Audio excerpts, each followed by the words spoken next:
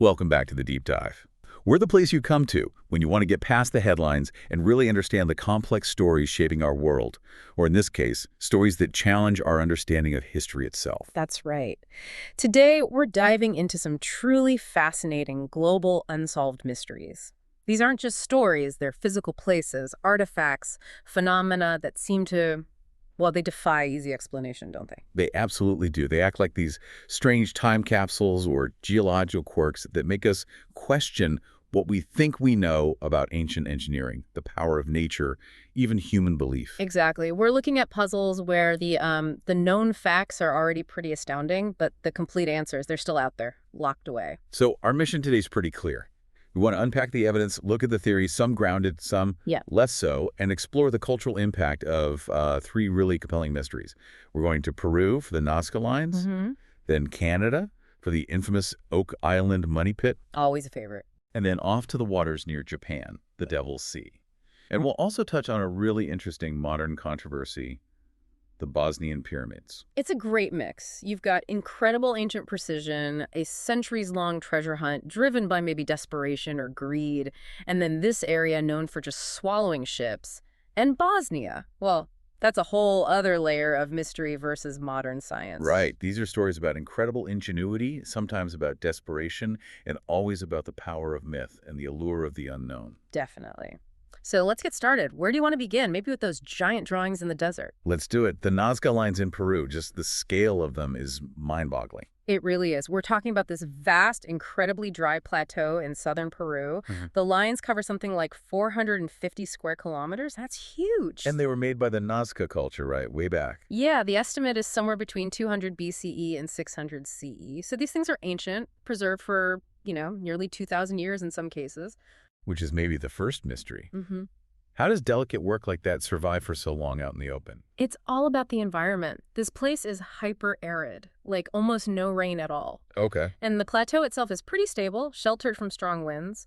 Plus, the ground has this natural pavement of reddish-brown pebbles coated in iron oxide. Like a protective crust. Sort of, yeah. The Right. Nazca people created the lines simply by removing that dark top layer of pebbles Uh-huh. to expose the lighter-colored earth underneath. Once they did that, there was basically nothing, no rain, no strong wind, no vegetation growth to erase them. They were just baked in place by the sun. Wow. Preserved in place, and the variety. Yeah. It's not just a few squiggles. Oh, not at all. The catalog is immense. There are over 800 straight lines, some going for kilometers. Then you have like 300 geometric shapes, triangles, trapezoids, spirals, Right. and the really famous ones, the figures. Around 70 huge animal and plant designs etched into the desert floor. And these aren't small sketches. We're talking like the hummingbird is 93 meters long. The spider is nearly 50 meters. Exactly. The scale is monumental. You can't even really grasp the whole figure when you're standing on the ground next to it. You need to be way up high. Which brings us to the creation puzzle. How did they do it? The method sounds simple. Clear away rocks. The technique itself, yeah, subtractive art. Remove the dark to show the light. Simple. But how do you draw a perfectly straight line for, say, 5 kilometers? Or create a massive, perfectly proportioned monkey or hummingbird if you can't step back, a few hundred feet in the air to see what you're doing? That's the core question of ingenuity here, and the evidence suggests they were incredibly sophisticated planners, even without drones or planes. What kind of evidence? Archaeologists have found things like wooden stakes at the endpoints or corners of some lines and figures. Okay, so markers. Right. Suggests they were using basic surveying methods. They probably used long ropes to create straight lines between stakes. For the complex figures, the leading theory is they likely created small-scale models or drawings first. Like a blueprint. Exactly. Then, to scale it up accurately on the massive desert floor, they would have used a grid system, laying out ropes in a grid, plotting points from the model onto the big grid. It requires meticulous planning and coordination. Kind of like ancient coordinate geometry projected onto the landscape. That's a good way to put it. And they likely use sighting lines, too, maybe temporary lines radiating out to maintain orientation over long distances. It required a deep understanding of geometry and probably involved large groups working together. It really speaks volumes about their organizational capacity and, I guess, the importance of this project to them. Which leads directly to the biggest unsolved question: why? Why create this colossal art gallery that you can only truly appreciate from the sky? And that's what all the theories come rushing in, isn't it? For decades, people have been trying to figure out the purpose. The most famous early theory came from Maria Ricke, right? The German mathematician who dedicated her life to studying and preserving the lines. Yes, Maria Ricke. She's a legend down there. Lived near the lines for decades, fiercely protected them. Her big idea was that the lines were essentially a giant astronomical calendar. Okay, how would that work? She proposed that many of the long straight lines and maybe some of the animal figures were aligned with significant celestial events. Like the sunrise or sunset on the solstices, or equinoxes. Exactly. Or maybe the rising and setting points of important stars or constellations. The Nazca were definitely skilled astronomers. They needed that knowledge for agriculture in such a harsh climate. Timing planting, predicting seasons. So the lines were like a giant farmer's almanac etched on the earth, helping them track time and plan their farming cycles. Makes sense in a way. It does. But, as more lines were mapped, especially with aerial photography and later satellite imagery, researchers found that only a relatively small percentage of the lines actually had convincing astronomical alignments. So the data didn't fully support the grand calendar idea. Not entirely. While some alignments are probably real and intentional, it couldn't explain all the lines or the massive figures or the huge trapezoids, so other theories gained ground. Like a ritual pathways idea. That's a very strong contender now. The idea is that the straight lines weren't meant to be viewed from above, but walked upon. They were ceremonial paths connecting ritual sites, perhaps springs, or important landmarks. So a pilgrimage road across the desert floor. Kind of, yeah. And the large geometric shapes like the trapezoids might have been gathering places for ceremonies. The animal figures could have represented clan totems or spirits they were appealing to. You're not looking at the picture, you're participating in it. That feels very grounded in human ritual. And then there's the water connection, which seems crucial in a desert. Hugely crucial. This is probably the most widely accepted interpretation among scholars today. The Nazca lived in one of the driest places on Earth. Water was everything. And it turns out many of the lines and figures are concentrated near or point towards sources of water rivers or, more importantly, underground water sources. And didn't the Nazca build those amazing underground aqueducts? The Puquios? Yes, they were masters of water engineering. These Puquios are incredible spiral tunnels that tap into underground aquifers. It's very likely the lines were connected to water worship. So the giant drawings were like prayers or offerings to sky gods, asking for rain. Or maybe marking the locations of hidden water sources. Both are possible. Maybe mapping the underground water systems, maybe serving as ritual pathways for ceremonies focused on fertility and water. A massive public plea for the most vital resource, made visible to the gods they believed resided in the mountains or the sky.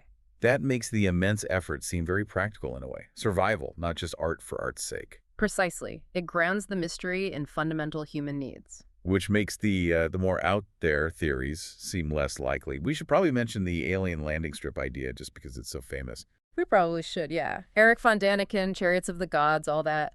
The idea that the lines were runways for extraterrestrial spacecraft. Right. Popular in the 70s. Hugely popular, but completely lacking any evidence. The ground is too soft, the lines aren't really suitable for landings, and, well, there's just no reason to invoke aliens when the human explanation, sophisticated surveying, ritual purpose, water management, fits the archaeological and environmental context so well. So we can safely file that under debunked pseudoscience. Absolutely. Wow. But it's interesting psychologically, isn't it? Sometimes when ancient human ingenuity seems too impressive, people look for external explanations. Instead of just acknowledging how smart our ancestors could be. Exactly. The Nazca Lines are a testament to human precision and focus, likely dedicated to securing the most precious thing in their world: water. Okay, that focus on ancient resourcefulness and engineering is fascinating. But now let's pivot completely. From vast, open desert art to a deep, dark, and notoriously waterlogged hole in the ground in Canada. Oak Island, Nova Scotia. You can't talk about enduring mysteries without mentioning this one. It's arguably the world's longest and maybe most frustrating treasure hunt. Over 220 years they've been digging, right? Yeah. That's incredible persistence. Where did it all begin? It starts with a classic adventure story setup. It's 1795. 3 teenagers, Daniel McGinnis, John Smith, Anthony Vaughn, are just exploring this small, unremarkable island. They notice an old oak tree with something weird about it. Some lower branches had been cut off, and directly beneath it, there's this circular depression in the ground. And maybe tackle marks on the branch above, suggesting a block and tackle, a pulley system, had been used there. Okay, so that immediately screams something was lowered here, not natural. Exactly. Their curiosity peaked, they started digging, and right away they hit things that confirmed it wasn't just a sinkhole. What did they find initially? Just about a meter down, maybe 3 feet, they hit a layer of flagstones, carefully laid. They pulled those up, kept digging, and then at regular intervals, this is the key part, roughly every 3 meters or 10 feet, they hit platforms made of oak logs. Every 10 feet, like clockwork. Like clockwork. Layer of dirt, log platform, layer of dirt, log platform. It was clearly artificial. This spot quickly got the name the Money Pit. Because they assume treasure must be at the bottom. Naturally. No. But the initial dig didn't get super deep. The first really organized, well-funded effort came a bit later with the Onslow Company around 1804. And they pushed much deeper. They did. This is where it goes from maybe buried pirate loot to a genuinely complex engineering puzzle. They got down to about 27 meters, that's 90 feet. Wow. And along the way, they encountered more than just log platforms. They found layers of charcoal. Okay, maybe for filtering water or something? Possibly. Layers of putty, like a sealant. Yeah. And then, the really weird thing, thick mats of coconut fiber. Coconut fiber. Hold on. We're in Nova Scotia, North Atlantic. Coconuts don't exactly grow there. Not even close. That discovery was huge. It immediately told them 2 things. 1, whoever built this had access to materials from far away, likely tropical regions. Think Caribbean, Spanish Main trade routes. Right. 2, they used it deliberately. Coconut fiber, or coir, is incredibly tough. It resists rot, especially in damp or saltwater conditions. It's great for packing, filtering, or maybe lining something. It screams careful planning and significant resources. Okay, so the construction is getting seriously elaborate. Yeah. And then comes the most famous clue, maybe the most controversial one, the inscribed stone. Ah, yes, the cipher stone. Allegedly found at that 90-foot level around the same time. It was a stone slab, supposedly marked with strange symbols. And there was a supposed translation, wasn't there? Something incredibly tantalizing. The most popular version of the translation, and this is heavily debated, was something like, 40 feet below, 2 million pounds are buried. 40 feet further down, below the 90-foot mark, and 2 million pounds. That's a fortune, especially back then. An absolute fortune. This stone, if real and if translated correctly, was the smoking gun. Proof of treasure and a map to its depth. But there's a catch, isn't there? A big one. A huge one. That inscribed stone, it disappeared. What? Gone. The single most important piece of evidence. Poof! It was reportedly taken off the island, displayed in a shop in Halifax for a while, used as a doorstep or something, and then just vanished sometime in the early 20th century. We don't have it.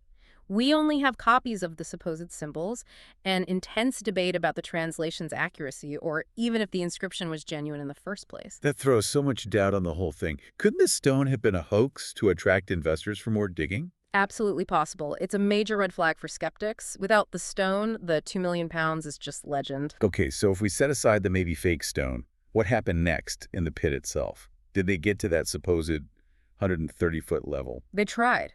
But almost immediately after hitting that 90-foot level and finding the supposed stone and coconut fiber, something dramatic happened. The flood. The flood. The pit suddenly, rapidly filled with seawater, rising about 60 feet, stopping the excavation completely. And they couldn't bail it out. They tried, but the water level stayed constant, fed from an inexhaustible source, the ocean. This led to the discovery of the real genius, or the real headache, of Oak Island. The flood tunnels. This wasn't just a leaky pit. It was designed to flood. That's the theory, backed by later investigations. They found evidence of what seemed to be artificial beaches constructed over at Smith's Cove, nearby on the island, and leading from there underground were carefully engineered channels or drains, often called box drains, aimed directly at the money pit. Like plumbing, but in reverse, designed to let water in. Exactly. The idea is these channels were designed to breach the pit shaft once diggers reached a certain depth, maybe that 90-foot level.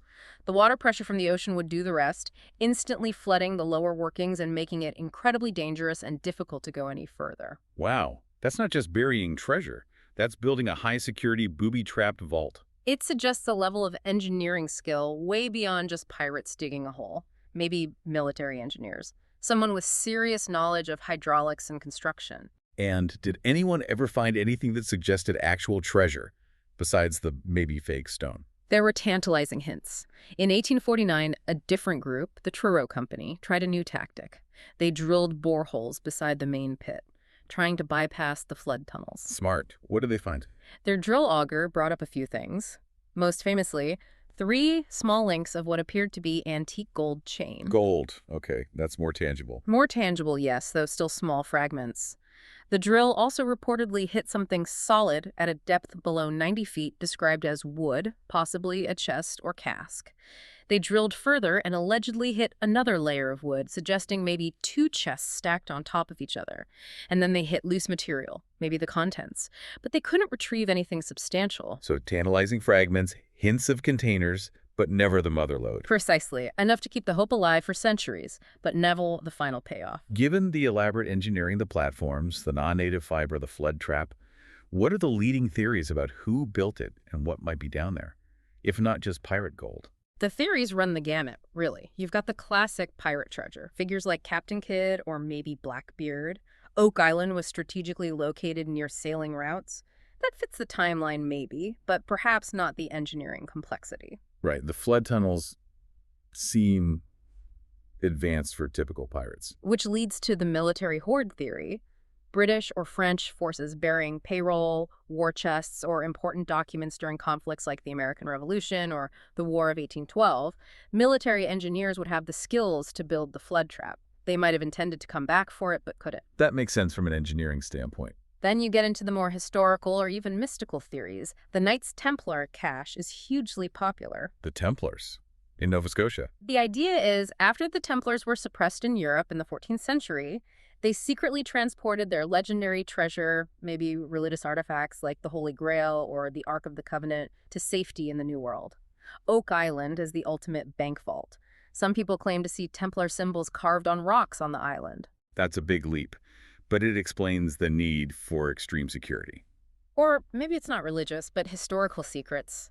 The theory that Sir Francis Bacon hid manuscripts proving he wrote Shakespeare's plays.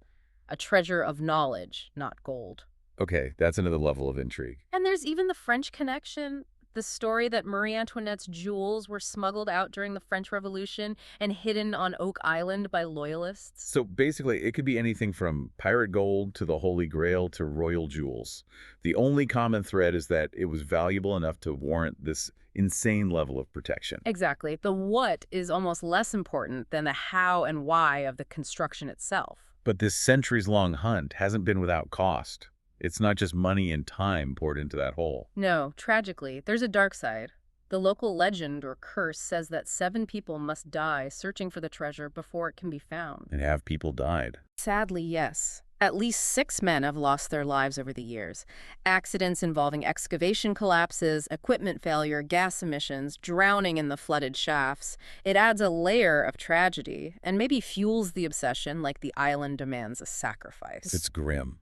And modern efforts, we see them on TV now with the Legina brothers. They're using high-tech gear, right? Ground-penetrating radar, seismic surveys, core drilling. Everything science can throw at it. And they are finding things. Evidence of more structures, wharf-like constructions, strange metal objects, but still no verifiable treasure chamber.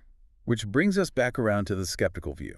Could this all just be nature? That's the main counter-argument, especially from geologists. They propose the money pit is simply a natural feature, likely a karst sinkhole formed in the island's limestone bedrock.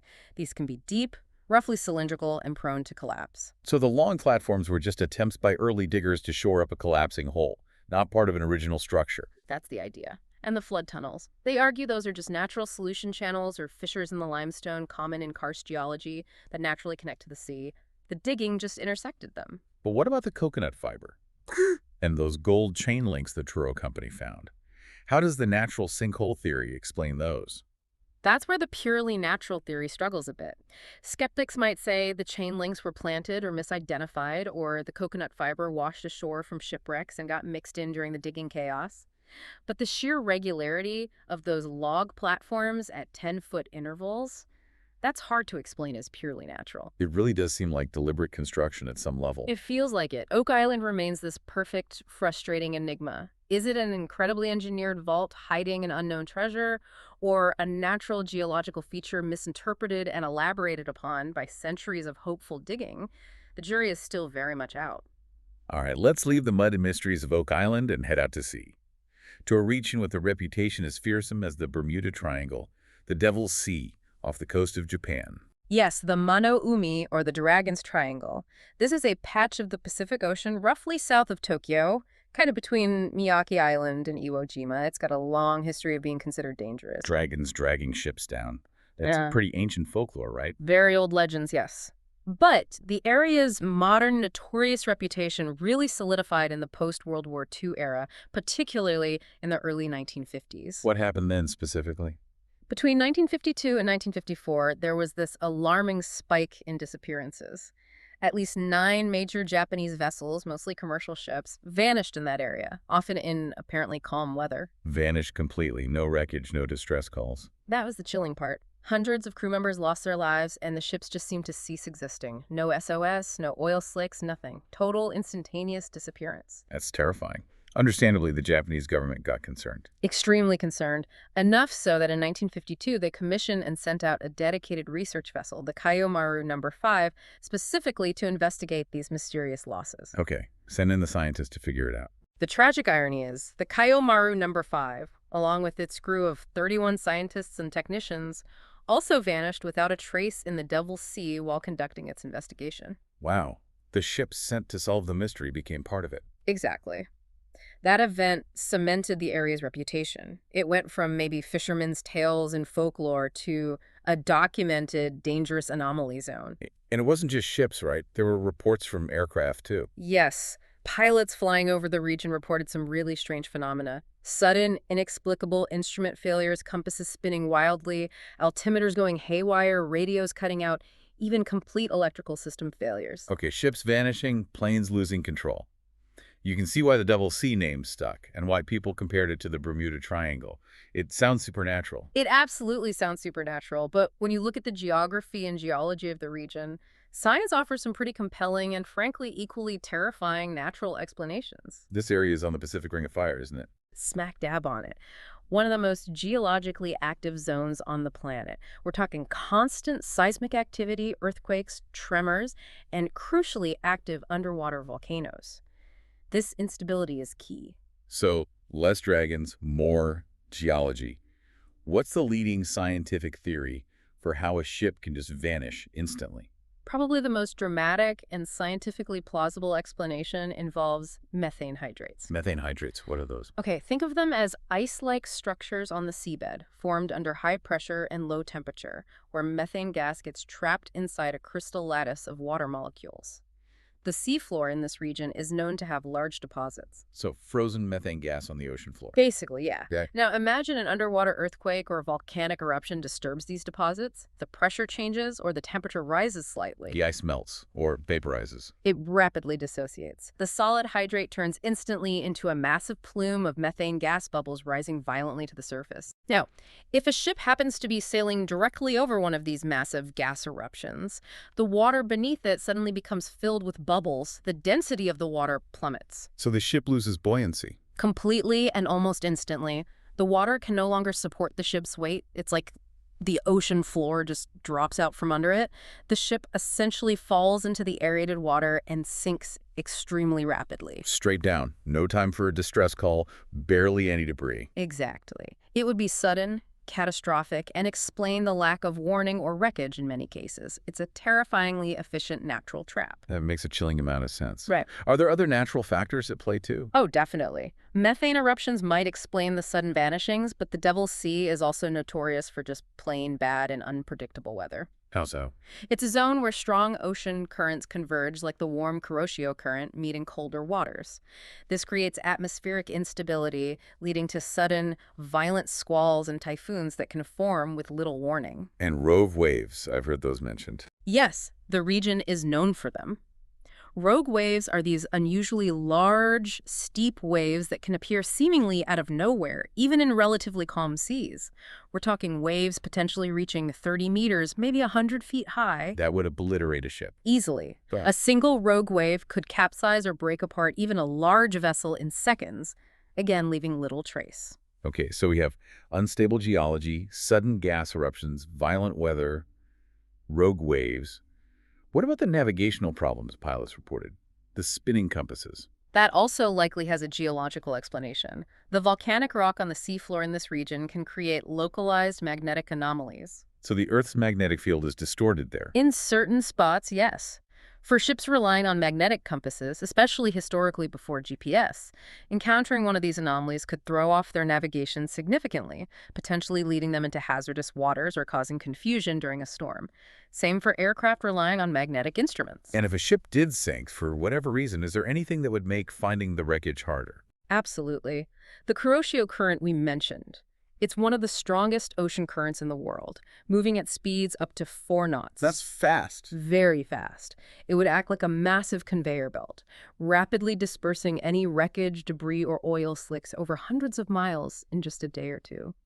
By the time search parties arrive, the evidence could be scattered across a vast area, creating the illusion of a complete, mysterious disappearance.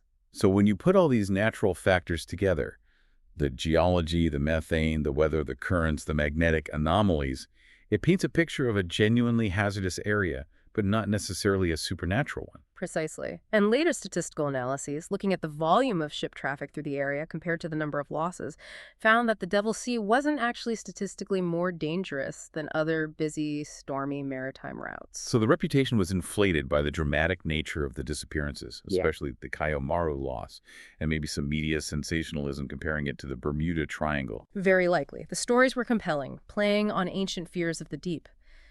But the key thing is, with modern technology, reliable GPS navigation, better weather forecasting, satellite monitoring, improved ship safety standards, the number of mysterious disappearances in the Devil Sea has dropped to basically zero. Science and technology provided the data that demystified the curse. Exactly. It turned out the monster wasn't a dragon. It was a combination of extreme but understandable natural forces. Okay, from ancient lines and ocean dangers, let's come right up to the present day for our final deep dive.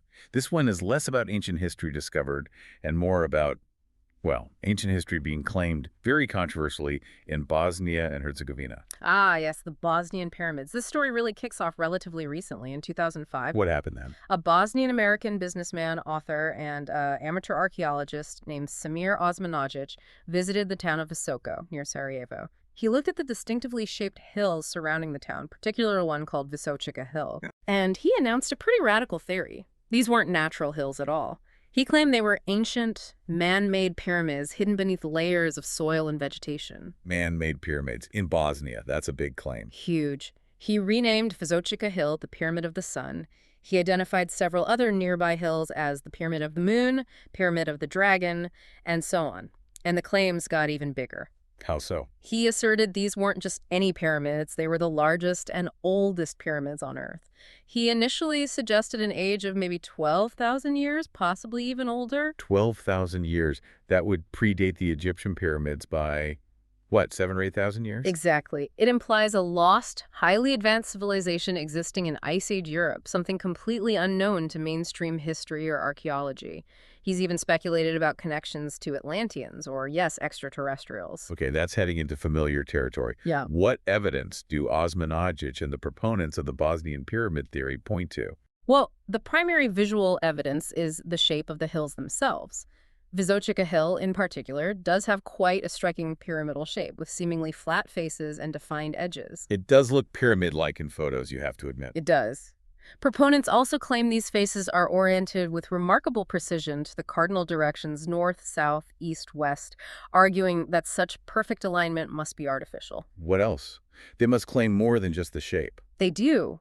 Osmanagic's foundation began excavations on the hillsides.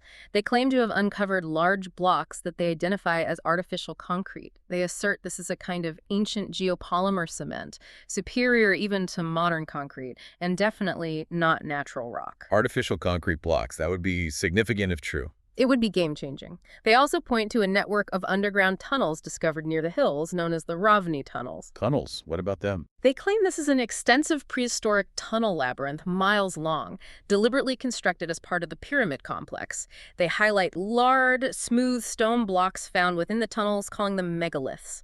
And they heavily promote claims that the tunnels have beneficial energies, high concentrations of negative ions, special electromagnetic frequencies, the Tesla effect making them places of healing and spiritual power. Okay, geometric hills, ancient concrete, energy tunnels. It sounds compelling if you just hear that list, but this project has faced massive criticism from actual scientists, right? Massive and almost universal criticism from the mainstream archaeological and geological communities. It's not just disagreement, it's outright condemnation from many quarters. What's the scientific consensus on the pyramids? Overwhelmingly, geologists who have studied the Visoko Hills conclude they are entirely natural geological formations. Specifically, they are identified as something called flatirons. Flatirons. Okay, you mentioned that term before. Can you break down what that means? How does nature make a pyramid shape? Sure, a flatiron forms in areas where you have layers of sedimentary rock like sandstone, conglomerate, that have been tilted upwards by tectonic forces, by mountain building processes. So the rock layers aren't flat anymore, they're angled up. Right. Then, over long periods, erosion wears away the softer rock layers faster than the harder, more resistant layers. What gets left behind are these triangular or wedge-shaped facets of the harder rock sticking out from the mountainside. So the tilted hard layers resist erosion, leaving these smooth, angled faces. Exactly. And depending on the angle of tilt and the pattern of erosion, these natural flatirons can look remarkably like man-made pyramids, sometimes with surprisingly sharp edges and seemingly geometric faces. The geology of the Visoko region is perfectly consistent with flatiron formation. The apparent cardinal alignment is likely just a coincidence of the regional tectonic stresses. So geology explains this shape and orientation. What about the ancient concrete blocks they claim to have found? Geologists have analyzed samples of these supposed blocks. They identify them not as artificial concrete, but as natural conglomerate rock. Conglomerate, what's that? It's a type of sedimentary rock that's basically nature's concrete. It forms when gravel, pebbles, sand, and other sediments get naturally cemented together over time by minerals dissolving in groundwater. It can look very much like rough, man-made concrete, especially when broken into blocks. It's common in the area. So not a lost superconcrete, just a common type of rock that happens to look like it. That's the scientific assessment, yes. The claims of superior properties haven't been substantiated in independent, peer-reviewed studies. And the Ravni tunnels. Mm-hmm. Prehistoric labyrinth or something else? The consensus among archaeologists who've looked at them is that the tunnels are likely a combination of natural cave passages and significantly remnants of much later mining activities, probably from the medieval period when the area was known for mining. So old mine shafts, not ancient pyramid tunnels. That seems to be the most plausible explanation for many sections. The megalithic blocks inside might be natural stones or related to mining structures. And the claims about special energies, negative ions, healing properties, those are generally dismissed by science as pseudoscience or misinterpretations of normal subterranean environmental conditions. This scientific rejection has been quite forceful, hasn't it? I remember reading about the European Association of Archaeologists issuing a statement. They did, along with many other international and Bosnian scientists. They essentially called the project a cruel hoax. A major concern was that the uncontrolled excavations searching for pyramids were actually damaging real, known archaeological sites in the Visoko Valley, like medieval Bosnian ruins, Roman settlements, even older Neolithic sites. They were essentially digging through genuine history in pursuit of a pseudoscientific claim. That's a serious charge. Destroying actual heritage. Very serious. But despite this overwhelming scientific rejection, the Bosnian Pyramid Project persists, doesn't it? It's become a huge tourist attraction. Yeah, why does it remain so popular if the science is so clear? That's where you have to look beyond the geology and archaeology, I think, to the cultural and economic factors. For Bosnia and Herzegovina, emerging from the devastating wars of the 1990s, the idea of possessing the world's oldest and largest pyramids, of being the cradle of an ancient, super advanced civilization, that's an incredibly powerful and appealing narrative. It provides a sense of deep history, national pride, maybe something positive to focus on. Exactly. It taps into a desire for a glorious, unifying past that predates recent conflicts and traumas. It puts Bosnia on the map for something ancient and monumental. And let's be frank, it brings in significant tourism revenue to the Visoko region. Hotels, restaurants, souvenir shops, guides. The local economy has definitely benefited. So it's become this self-sustaining phenomenon where belief, national feeling, and economic benefit kind of override the scientific evidence. It seems that way. You have tourists and believers visiting for the alleged spiritual or healing experiences in the tunnels, while the scientific community largely maintains that the pyramids are natural flat irons. It's a fascinating modern case study in how easily a fringe theory can take root and flourish when it meets certain cultural and economic needs, regardless of the scientific facts. Less a mystery about ancient aliens, more a mystery about modern belief and marketing. You could certainly see it that way. The persistence is fueled less by compelling evidence and more by the power of the story itself. Wow. We've covered a lot of ground, from Peru to Canada, Japan to Bosnia. Ancient mysteries, modern controversies, engineering marvels, and terrifying nature. Looking back across these different deep dives, is there a common thread that ties them together? I think there is. Whether we're talking about the meticulous planning needed to create the Nazca Lines or the sheer ingenuity required to build the Oak Island trap, or even just understanding the powerful natural forces at play in the Devil's Sea. The common thread seems to be about humans confronting, measuring, and trying to control or understand things that are vast, powerful, or hidden. Yeah, it's about human scale versus the scale of the planet, or deep time. Right.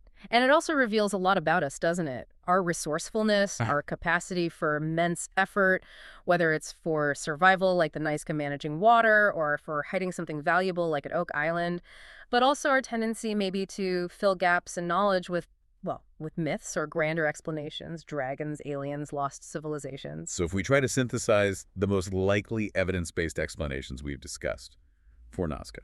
The most compelling consensus points towards a combination of ritual pathways and a sophisticated system related to water management and possibly astronomical observation, all crucial for survival in that extreme desert. It showcases incredible ancient surveying and hydrological knowledge. Okay, Oak Island. That one's still murky, but the evidence leans away from a simple pirate burial and towards something more engineered. The non-native materials, the complex flood tunnels, strongly suggest a sophisticated operation, maybe military or a highly organized group like the Templars, even if the specific treasure remains unknown and the inscribed stone is dubious. It wasn't just a hole in the ground. Got it. And the Devil's Sea. That seems largely demystified by science now. The curse was a combination of very real, very dangerous, but natural phenomena. Methane hydrate eruptions causing sudden buoyancy loss, rogue waves, extreme unpredictable weather, magnetic anomalies confusing early navigation, and strong currents dispersing wreckage. Modern tech filled the data gaps. And finally, the Bosnian pyramids. Scientifically, natural geological formations called flatirons. The controversy and persistence are more a story about cultural identity, nationalism, tourism, and the appeal of pseudoscientific narratives in the modern era, despite clear geological evidence to the contrary. It really highlights how different kinds of mysteries operate, doesn't it? Some are puzzles waiting for more data, others are sustained by belief. Exactly. Which leads us nicely into our final thought for you, the listener, to chew on. We talked about how the danger in the Devil's Sea wasn't really dragons, but ultimately a lack of data, not understanding the currents, the geology, the weather patterns well enough. Once the data came in, the mystery largely evaporated, replaced by scientific understanding. So the provocative question is this. Thinking about the mysteries that still linger, like the ultimate purpose of every Nazca line or what truly lies at the bottom of the money pit, are these fundamentally different kinds of mysteries? Or are they perhaps just data deficits? Are we simply waiting for the next technological leap, the next analytical tool that will finally fill in the blanks, leaving us not with magic or aliens, but just with more incredible stories of human ingenuity or the surprising power of natural processes? Are today's great unsolved mysteries simply tomorrow's explained phenomena? A fascinating question indeed. Something to ponder. Thanks for joining us on this deep dive into the unexplained. Until next time, keep digging.